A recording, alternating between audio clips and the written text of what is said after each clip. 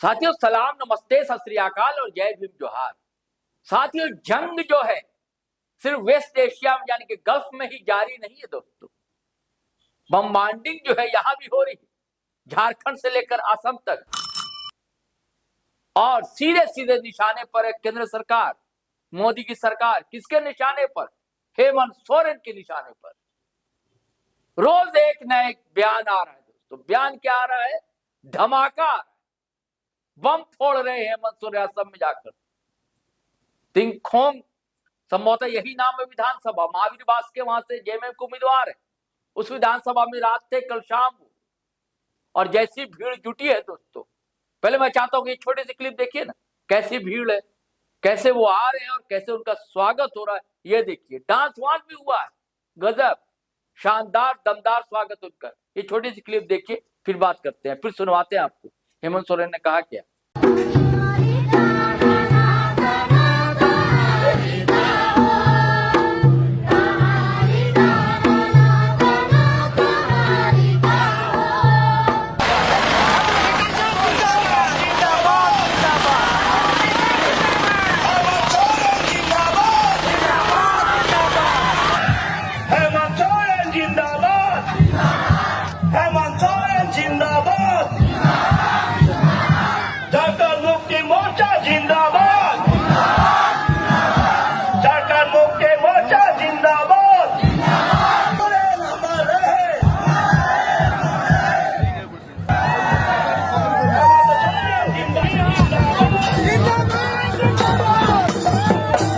तो आपने देखा दोस्तों, कैसा स्वागत, कैसा अभिनंदन, कैसा झारखंडी जोहार और झारखंडी संस्कार और परंपरा दिखी वहां पर, झलकी वहां पर। कैसे ना हो दोस्तों, सारे लोग तो यहीं से गए हुए, मजदूर बनकर वहां गए थे।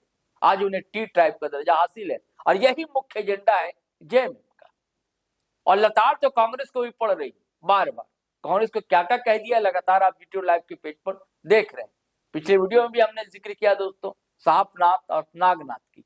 कौन सापनाथ है, कौन नागनाथ है, आप समझ रहे हैं।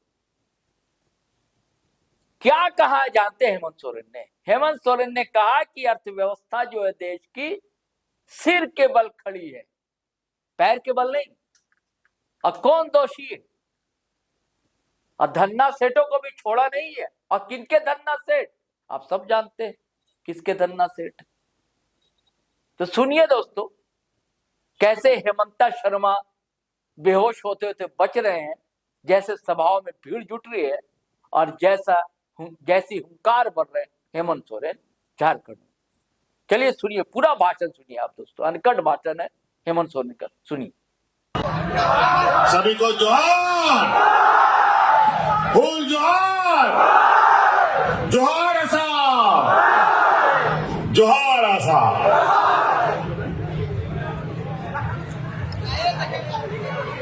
चुनावी सभा है, कई सारे लोगों से तकलीफ पहुंचना है। थोड़ा कुछ बातों को रखते हुए उसको अधिक समझने का आप लोग प्रयास कीजिएगा। आज पहली बार जेएमएम असम की धरती पर है, और आज आप लोगों का ये उत्साह और उमंग हमें और ताकत दे रहा है,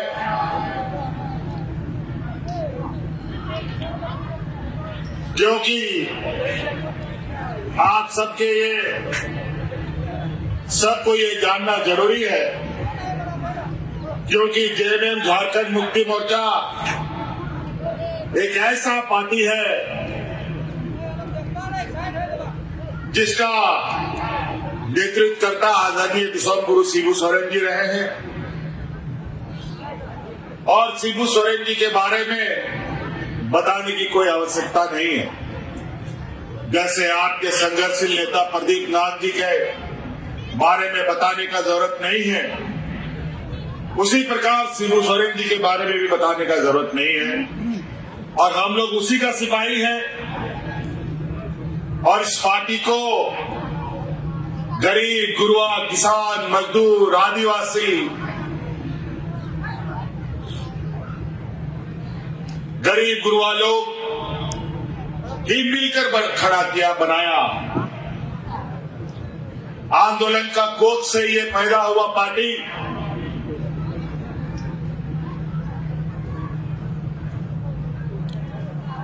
हमेशा से आदिवासियों की आवाज, किसानों की आवाज बना, दलित, पिछड़ा, अल्पसंख्यकों का आवाज बना।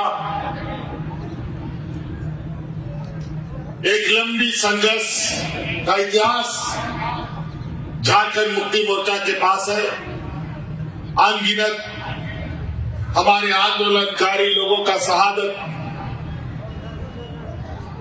गिन नहीं सकेंगे इतने आंदोलनकारी झारखंड मुक्ति मोर्चा के झंडा के नीचे शहीद हो गए। ना जाने कितनी महिलाओं का मांग का सिंदूर उजड़ गया और ना जाने कितने नौजवान अनाथ हुए। तब जाकर के ये झारखंड मुक्ति मोर्चा बना।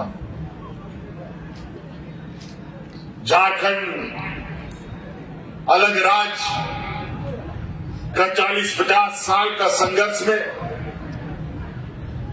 झारखंड मुक्ति मोर्चा को गरीब, गुरुआ, वहां के आदिवासी मूलवासियों ने इतना बड़ा किया कि झारखंड का 3.5 करोड़ जनता अब झारखंड मुक्ति मोर्चा के छांव के नीचे आराम से रहता है। हम कभी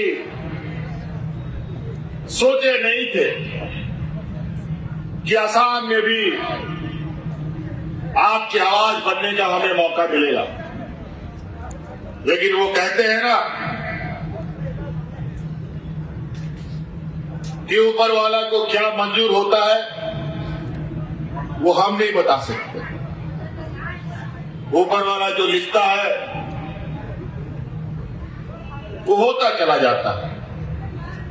और बड़ा संयोग की बात है, यहां आने के बाद हमको पता चला कि आदरणीय गुरुजी भी असम के आदिवासियों के बीच में लगातार उनका संपर्क रहा है। और जब जब मुझे राज्य के अंदर अपना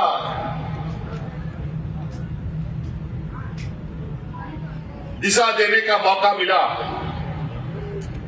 और जब जब असम के इर्द गिर्द या असम के अंदर आदिवासी भाइयों के ऊपर जो अत्याचारें होने लगी, कई बार हमने अपने राज्य से मंत्री को, पदाधिकारी को आपके चाय बागानों में भेज करके आपकी समस्या को जानने का हमने प्रयास भी किया था।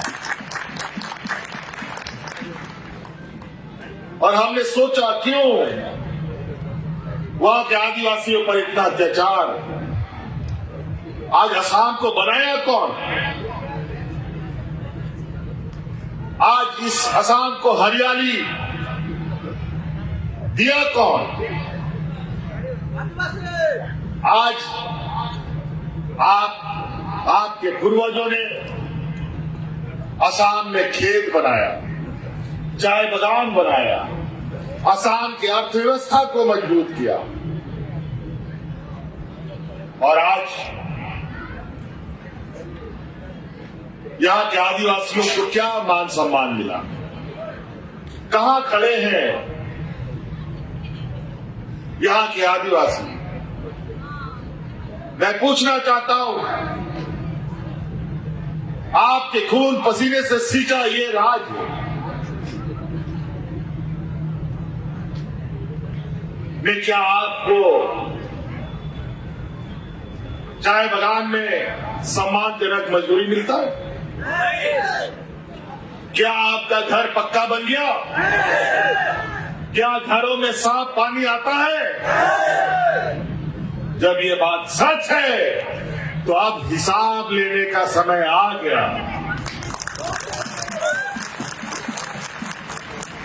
बड़ी चतुराई से अलग अलग समय में आपका राजनीतिक दुरुपयोग किया गया, आपको राजनीतिक रूप से ठगा गया।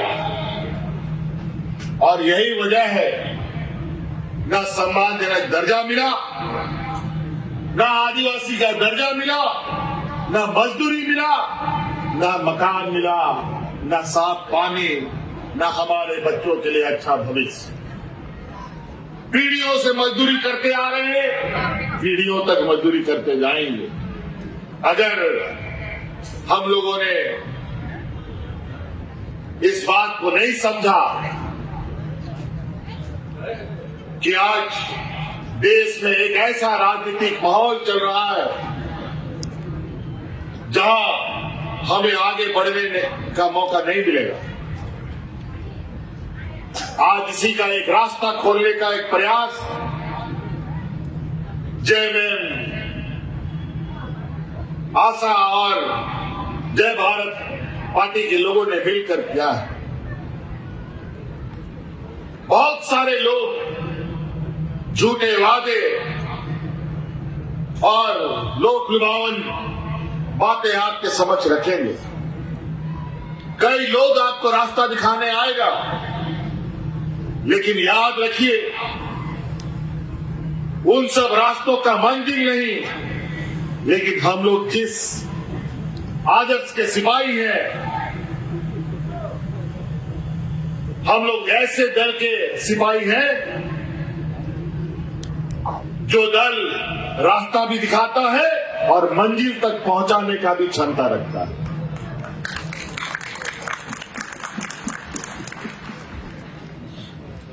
आज इसीलिए आपके समक्ष हम लोग आए हैं। हक अधिकार साथियों गरीबों को मांगने से नहीं मिलेगा, हक अधिकार छीनना पड़ता है, तब जाके मिलता है।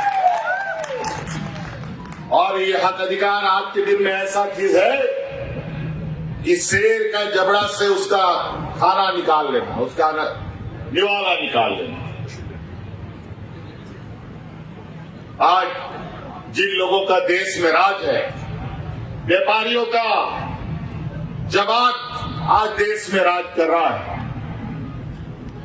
विद्वान बौद्धिक लोग बड़ा तरीके से आदिवासी, दलित, पिछड़ा, अल्पसंख्यकों का शोषण करता है।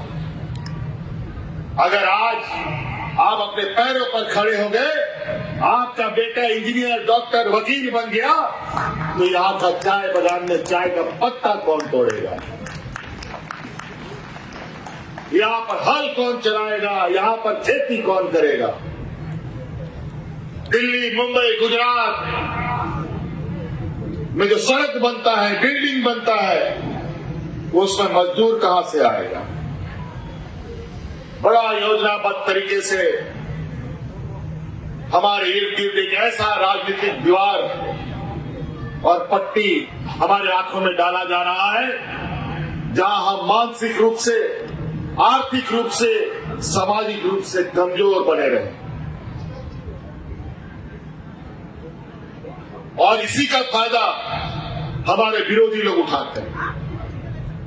अलग अलग समय में अलग अलग सरकारें आई गई, लेकिन आप जहां थे वही। बल्कि आज के इस आबादी दुनिया में और भी आप कमजोर हो गए। आज का ये डबल इंजन की सरकार तो आपने देखा, सरकार आने के बाद कभी नोटबंदी कर दो, नोटबंदी करके सब लाइन में लग गया, ना जाने लाइन में कितना लोग मर गया, कई लोगों का शादी ब्याह नहीं हुआ। कोरोना का हालत देख लो, कोरोना में लाइन लगवा दिया। अब गैस का महंगाई में लाइन लगो। अभी तो चुनाव है, अभी जो दुनिया का स्थिति है ना, अभी खाड़ी देश में जो हालत हुआ पड़ा है, अभी चुनाव खत्म होने दीजिए। इस देश में खाना पीना पहनना वाला चीज, गाड़ी मोटर, तेल, चावल, दाल, गैस, चूल्हा इतना महंगा हो जाएगा कि आपकी पहुंच से बहुत दूर चला जाएगा। या फिर ऐसा लॉकडाउन हो जाएगा कि आप घर से भी ना निकलो। क्योंकि ये कब क्या करेंगे किसी को कुछ पता नहीं। आज सबको जनधन के नाम पर बैंक में खाता खुलवाया था नहीं, पूरा देश में खाता खुलवा दिया, सबका पैसा बैंक में डलवा दिया, और वो पैसा गया कहाँ? उसके व्यापारी मित्रों के पास। आज अपना बैंक का पैसा आप खुद भी नहीं निकाल सकते। कानून बना देता है, कभी आप 5,000 रुपये से अधिक नहीं निकाल पाएंगे, कभी आप 10,000 रुपये से नहीं निकाल पाएंगे, कभी आप 2 महीने के बाद निकाल पाएंगे, और रोज रोज निकाले तो उसमें भी टैक्स लगेगा। अरे वाह, हमारा ही पैसा हम ही नहीं निकाले, ये क्या मजाक है। और ये भी बात सच है, आज के दिन में कौन बैंक कब डूब जाए कोई अता पता नहीं है। आज के दिन में बैंकों में रखना गरीब गुरुआ के लिए सबसे अधिक घातक है। अगर आप बैंक में पैसा रखते हैं, उससे अच्छा है प्लास्टिक में मोड़ मार करके घर में गाड़ के रख दो, ज्यादा अच्छा है। जब मन करेगा तब निकालेंगे। बैंक में जाने के बाद दुनिया भर का नियम कायदा कानून, उसके बाद आप ही का पैसा आपको मिलेगा कि नहीं मिलेगा उसका कोई ठिकाना नहीं। आज वैसे भी देश का अर्थव्यवस्था अपने पैर पर खड़ा नहीं है, मूड़ी के बल खड़ा है। ये हालत है। ये लोग क्या बोल के आया था बताओ तो? भारत सरकार जब बना था 2014 में महंगाई घटाएंगे। आज महंगाई कितना घटा आप सबको पता है। 15 लाख रुपए खाता में डालेंगे, सबको गैस फ्री में देंगे। आप गैस फ्री में दो ना जी, दो तो जितना गैस फ्री में देते हो। ये लोग फिर आप लोग को लकड़ी कोयला में नहीं लेके आया तो देखिएगा, आज फिर से मजदूरों को जैसे कोरोना काल में पलायन करने के लिए मजबूर होना पड़ा, फिर से आज मजदूर पलायन करने के लिए मजबूर हुए हैं अलग अलग राज्यों से। और यही इन्हीं का व्यापारी मित्र लोग सब भंडारण कर लेता है, चावल दाल गैस सब गायब कर देता है और महंगा दाम में बेचता है। कितना यहां लोग बैठा है जो बड़ा बड़ा व्यापारी है, जरा बता दो तो। हम लोग का समूह में कोई व्यापारी आपको नजर नहीं आएगा। गरीब गुरुआ किसान आदिवासी दलित पिछड़ा यही लोग मिले जो रोज कमाता है रोज खाता है बेचारा। एक दिन अगर वो ना कमाए तो उसका चूल्हा भी ना जले। हमने झारखंड में कानून बनाया कि जो भी आदिवासी दलित पिछड़ा अल्पसंख्यक का बच्चा वकील डॉक्टर इंजीनियर पत्रकार बनना चाहेगा उसका पूरा का पूरा खर्चा सरकार उठाएगा। ये कानून हमने बनाया।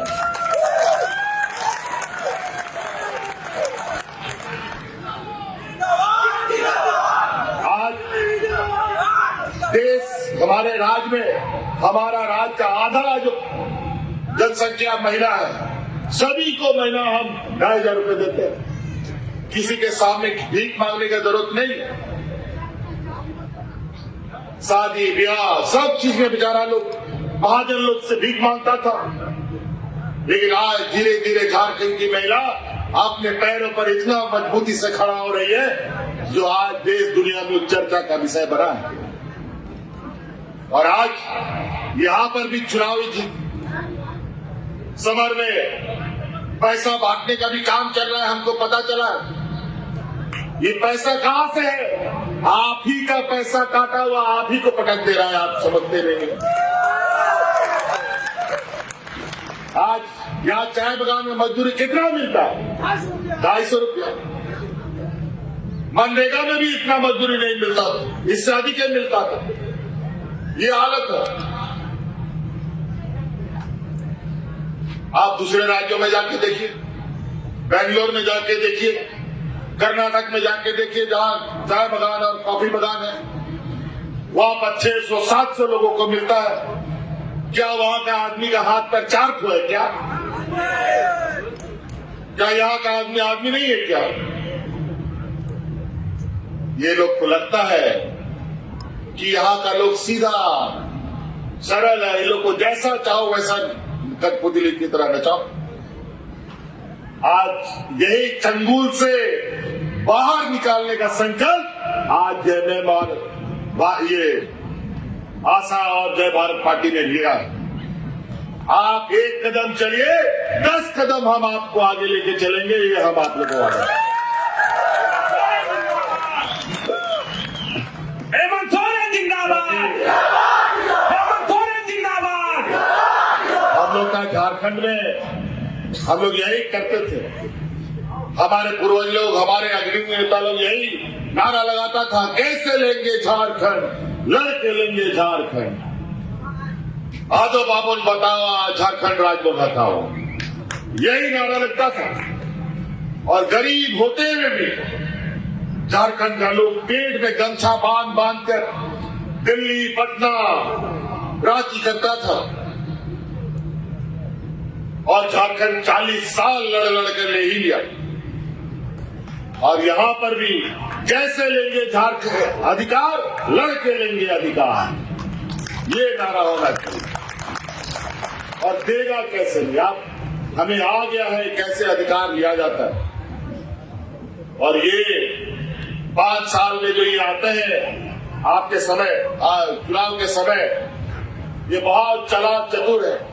हमारा ही बीच का कुछ, हमारा ही जात बिरादरी का, हमारा ही रिश्तेदार लोग को कुछ अपना एजेंट बना लिया है, दलाल बना लिया है, और हमारे बीच में भेजकर हमें एक नहीं होने देता। इसीलिए आप लोग एक छत के नीचे आइए। वो तो हम लोग बचपन में पढ़े, एक लकड़ी अकेले रहेगा तो उसको कोई भी तोड़ सकता है, अगर 100 लकड़ी एक साथ बांध दो तो इस दुनिया का कोई ताकत उसको नहीं तोड़ सकता। और आज आपकी वही ताकत को हमें इकट्ठा करना है। कई सारी बातें हैं, अगर हम बातों को लेना या बोलना शुरू करें तो एक दिन भी कब पड़ेगा। आज इस राज्य में डबल इंजन की सरकार, एक दोनों तरफ से दो मुंह का सांप दिखाई नहीं दिया, दो मुंह का सांप नहीं दिखाया है। 6 महीना इधर से खाएगा, 6 महीना इधर से खाएगा, ये दो मुंह सांप है, डबल इंजन का सरकार नहीं। ये लोग देने वाला लोग नहीं है। हम तो बार बार कहते हैं, एक विद्वान आदमी था, बहुत बड़ा पंडित, जिसको चाणक्य लोग बोलते हैं। चाणक्य का कहानी आप लोग सुने हैं ना। वो चाणक्य ने कहा था कि जिस देश का राजा व्यापारी होता है ना, उस देश का प्रजा हमेशा भिखारी हो जाता है। तो जान लीजिए,